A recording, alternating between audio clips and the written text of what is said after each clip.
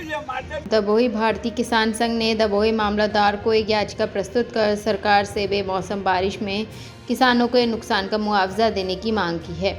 राज्य वडोदरा जिले में बेमौसम बारिश के कारण किसानों को ऐसा नुकसान हुआ है मानो उनके मुंह से निवाला छिन गया हो, क्योंकि उनकी तैयार फसलें बारिश के पानी में बह गई हैं। सरकार को किसानों का हाथ थाम कर खेती में हुए नुकसान का मुआवजा देना चाहिए और किसानों को फिर से चैन की सांस लेनी चाहिए, ताकि गरीब और निर्धन लोग कर्ज के बोझ तले आत्महत्या न करें। भारतीय किसान संघ ने मामलतदार को एक याचिका प्रस्तुत की है।